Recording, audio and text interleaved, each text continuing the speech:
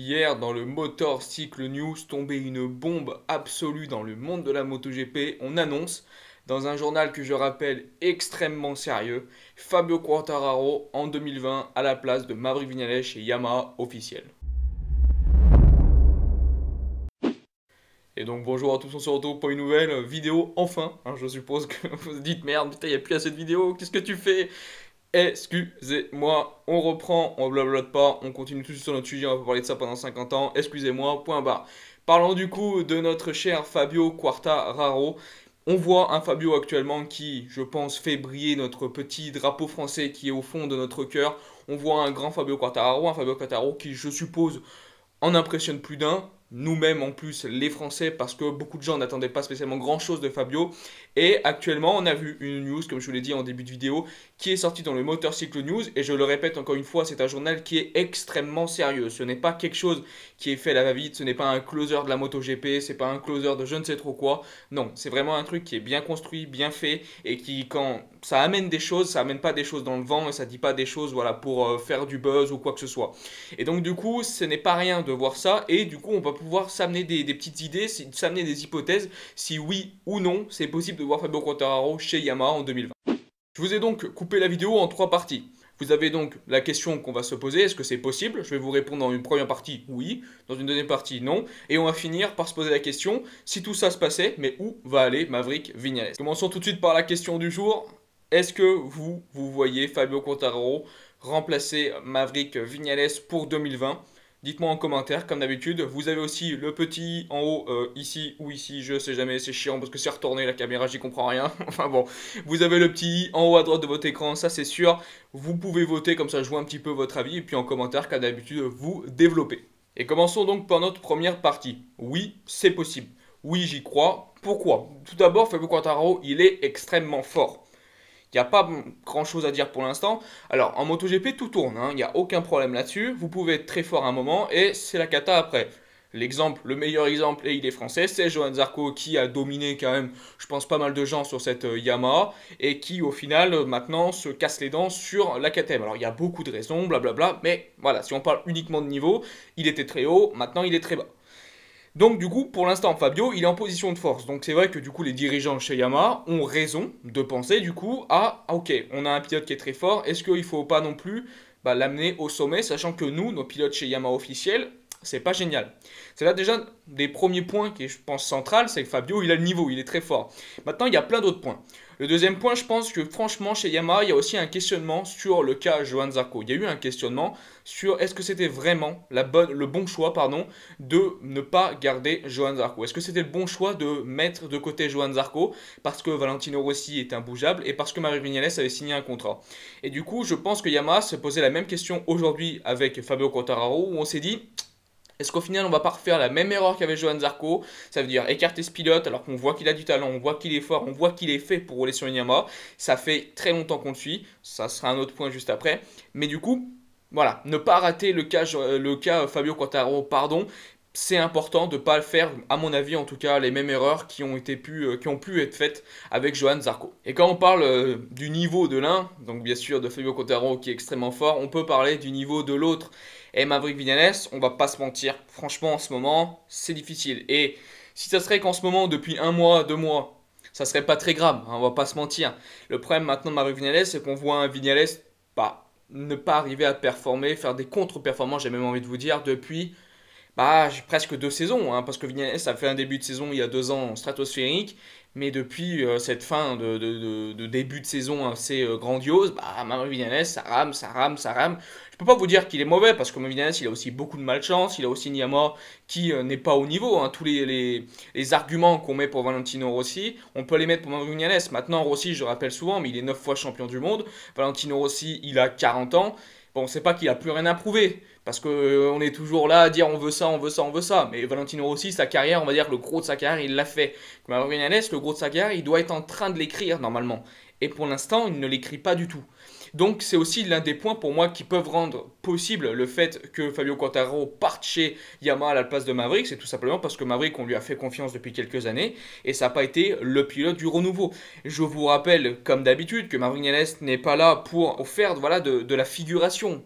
Maverick Viñales, il est là pour performer. transformé. Et je vous rappelle que quand on l'a recruté, qui était comme un peu Fabio Quartararo, hein, au sommet, en plein boom, avec Suzuki, on l'a recruté pourquoi? Pour être l'avenir de Yamaha, c'était ça le point important, et surtout amener des victoires et remplacer tout doucement Valentino Rossi. Alors du thème de la prestance, du terme de l'amour du public, ça, bon, remplacer Valentino Rossi, ça va être compliqué, on va pas se mentir. Maintenant, en termes de niveau, bah, tu peux le remplacer. Bah, Valentino Rossi, il a 40 ans. Tu vas pas me dire qu'un mec qui a pas gagné depuis 2 ans, t'es pas capable de faire un peu mieux. Alors vous allez me dire, bien sûr, Maverick Viñales a gagné la seule victoire Yamaha officielle l'année dernière à Phillip Island. Il n'y a pas de problème. Maintenant, est-ce que vraiment une victoire sur 19 courses, c'est bien? Moi, j'ai envie de vous dire, je suis pas trop sûr, hein, clairement. Et donc, vous avez donc, comme je vous l'ai dit, un Fabio Quartararo qui est, enfin, je me cale sur la caméra, qui est au sommet ici, et vous avez un Maverick Viñales qui est là, qui du coup voilà, cet écart de niveau actuel. Alors comme je vous le dis, est-ce que si Fabio sur une Yamaha officielle ça fonctionnerait pas, on ne sait pas. Et c'est bien sûr plein de choses qui rentrent en jeu sur est-ce qu'on prend le choix, est-ce qu'on dit oui ou non à Fabio en 2020 chez Yam. C'est voilà, c'est ce genre de choix qui se prennent en compte, mais c'est des paris aussi parce qu'on ne peut pas le savoir. Mon dernier point que j'ai envie aussi d'aborder, c'est que Fabio Quartararo est extrêmement jeune et Yamaha a clairement maintenant en tête d'arriver à renouveler, à rajeunir, voilà, plutôt rajeunir ses équipes et faire en sorte d'avoir des pilotes plus jeunes. Parce que bon, actuellement, Marc Vignales n'est pas trop vieux, il n'y a pas de problème, mais entre Valentino Rossi et lui, c'est pas non plus les pilotes les plus jeunes du plateau. Et je pense que chez Yamaha, on a envie d'avoir, comme c'est du côté de Honda, ça veut dire une star. Ça veut dire une star, mais une star très jeune. Et pour l'instant, tout pousse à croire que Fabio Quartararo est largement capable d'endosser ce cas-là. Ça veut dire être une star et en plus être très jeune. Pour l'avenir de Yamaha, pour Yamaha, c'est extrêmement important. Donc voilà tous nos points qui, pour moi, peuvent dire ouais, ok, il y a une chance que Fabio Quartararo passe à la place de Marc Vignales en 2020. Maintenant, il n'y a pas beaucoup de noms, hein, je ne vais pas vous mentir, parce que pour moi, actuellement, Fabio Quartararo, il est en force. Mais pour moi, il y a un nom qui est juste essentiel et qui, pour moi, va extrêmement compliquer le cas Fabio Quartararo chez Yamaha en 2020. Il est tout simple, c'est que Maverick Vignales a un contrat pour 2020. Alors, ça paraît tout bête, vous allez me dire, ouais, mais les contrats, on le casse, c'est pas grave. Oui, c'est vrai, on peut casser un contrat. Maintenant, dans l'histoire de la MotoGP, ça se fait extrêmement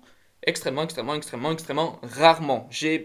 Moi-même, je crois que je n'ai jamais vu un team, une écurie qui cassait un contrat. Donc franchement, je vais vous dire, je vois mal déjà d'une Yamaha faire ça. Je vois encore moins Yamaha faire ça à Maverick Viñales. Je trouve ça compliqué parce que vous savez, quand on signe un contrat, on s'engage. Et à moins que Vignales a vraiment envie d'autre chose, qu'il a envie de faire autre chose et qu'il a une envie d'aller ailleurs, ça sera notre troisième partie évidemment, et bah je vois pas Vignales dire oh bon bah ok, bon vous voulez plus de moi chez Yam, bon bah ok, vous inquiétez pas, on casse le contrat et puis bon j'irai en Superbike ou un truc. Vous voyez ce que je veux dire? Ça marche pas comme ça. Donc, à moins que voilà, Vignales ait quelque chose pour rebondir, je vois pas Vignales quitter son contrat, je vois pas Yamaha casser le contrat, et donc du coup, je vois pas Fabio chez Yamaha. Et c'est donc ça pour moi, pour l'instant, le petit problème.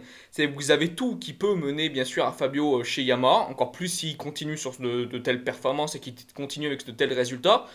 Maintenant, ouais, ok. Mais moi, voilà, je vous le dis, je vois pas un contrat cassé avec Vignales. Et donc, peut-être, alors après, on peut dire peut-être Fabio en 2021, hein, parce qu'évidemment, le contrat de Maverick Vignales s'arrête en 2020. Ok, peut-être un Fabio pour la saison 2021, mais en tout cas, pour la saison 2020, j'y crois pas.